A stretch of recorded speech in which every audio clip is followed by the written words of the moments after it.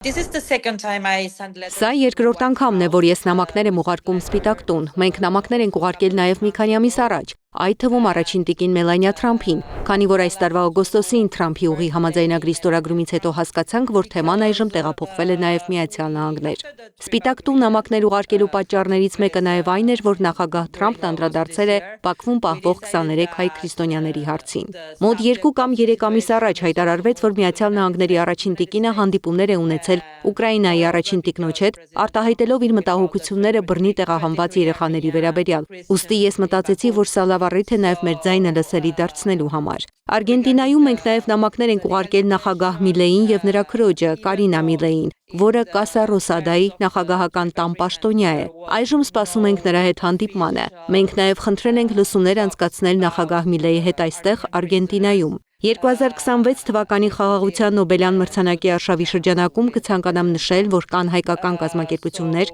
մարդու իրավունքների պաշտպանությամբ զբաղվող կազմակերպություններ, որոնք սկսել են իրենց աշխատանքը պատանդների, բռնի տեղահանվածների եւ պատերազմական հանցագործությունների հարցերով զբաղվելու նպատակով։ Այդ առումով կցանկանամ նշել Free Armenian Hostages կազմակերպությունը։ Ի դեպ, այս կազմակերպությունը ցանկանում է նախագահ Թրամփին առաջադրել 2026 թվականի խաղաղության Նոբելյան մրցանակին։ Կազմակերպությունը նշում է, որ աշխարհի տարբեր ծայրերում կան 45 կարևոր հայեր, որոնք կարող են առաջադրել Թրամփի թեկնածությունը։ Առաջադրման վերջնաժամկետը 2026 թվականի հունվարն է։ Ուստի իրավական գործերը, նախագահ Թրամփին ուղղված նամակները եւ նրա առաջադրումը խաղաղության Նոբելյան մրցանակին ավելի իմաստալից կդառնան, եթե համակարգվեն միասին։ Կցանկանամ նաև դիմել մեր լսարանին, եթե նրանք ցանկանում են նամակներ ուղարկել նախագահ Թրամփին, դա այնքան էլ բարդ գործընթաց չէ։ Նրանք նույնպես կարող են նամակներ ուղարկել Սպիտակ տուն։ Եթե չգիտեն, թե ինչ գրել, կարող են կապ հաստատել մեզ հետ։ Սա լավ հնարավորություն է բոլորի համար ներգրավվելու եւ հիշեցնելու նախագահ Թրամփին, որ նա աշխատի հայ գերիների ազատ արձակման ուղղությամբ,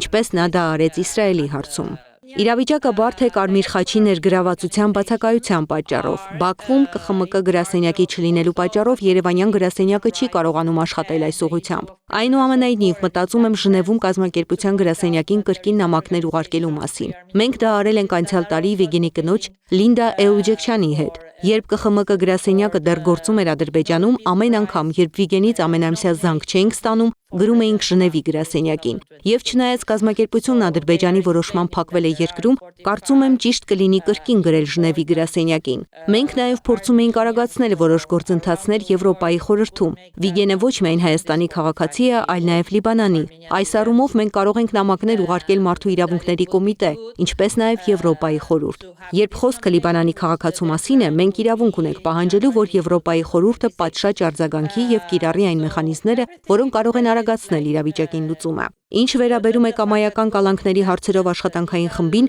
մենք դեռևս սպասում ենք ուկրաինացի անդամի հետ կապված իրավիճակով պայմանավորված։ Պարոն Մորենո Օկամպոյի խոսքով Ռուբեն Վարդանյանի գործով կամայական կալանքների հարցերով աշխատանքային խմբի տված զեկույցը պայմանավորված է նաև ուկրաինացի անդամի ներգրավվածությամբ։ Ուկրաինացի անդամը նախագահը կապեր ունի Սոկարի, Ադրբեջանի պետական նավթային ընկերության հետ։ Ավելին, նրա ամուսինը կիսով չափ ադրբեջանցի է, սակայն կարծում եմ, որ Սոկարի հետ նրա կապերն ավելի կարևոր խնդիր է։ Այսպիսով Վիգենի գործով նոր վարույթ ներկայացնելիս մենք շեշտում ենք, որ չենք ուզում, որ ուկրաինացի անդամը, այս տիկինը, Վիգենի կամայական կալանքի վերաբերյալ զեկույց տա, քանի որ այն լիովին կողմնակալ կլինի։ Կարծում եմ հասկանալի է, թե ինչ եմ ասում։ Հիմա մենք սպասում ենք աշխատանքային խմբի ուկրաինացի անդամի վերաբերյալ պատասխանին, որից անմիջապես հետո նրանք կփորձեն լուծել գլխավոր խնդիրը՝ կամայական կալանքը։ Տեղեկացանք, որ Վիգենն այլևս չի քայլում եւ որ նրան բժշկական օգնություն չի ցուցաբերվում։ Մենք փորձում ենք այդ նոր փաստերը նույնպես ներկայացնել աշխատանքային խմբին, սակայն չենք ցանկանում մեծ աղմուկ բարձրացնել,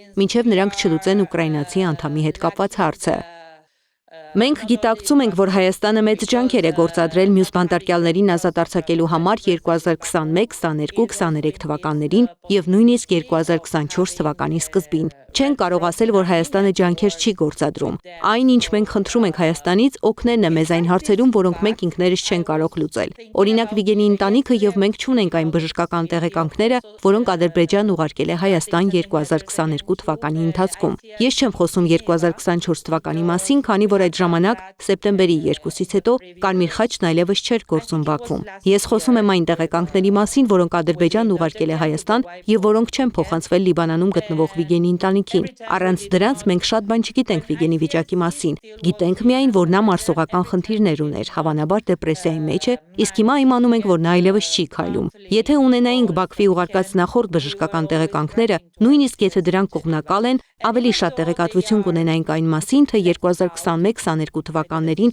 Վիգենի գործով ինչ է տեղի ունեցել։ Մենք նաև էլեկտրոնային նամակներ ենք ուղարկել Ադրբեջանում մարդու իրավունքների պաշտպանի գրասենյակ, բայց պատասխան չենք ստացել։ Մենք Վիգենի օրինական ներկայացուցիչներն ենք եւ ոչ մի փաստաթուղթ չունենք։ Այս առումով մեզ համար շատ կարեւոր է Հայաստանի աջակցությունը։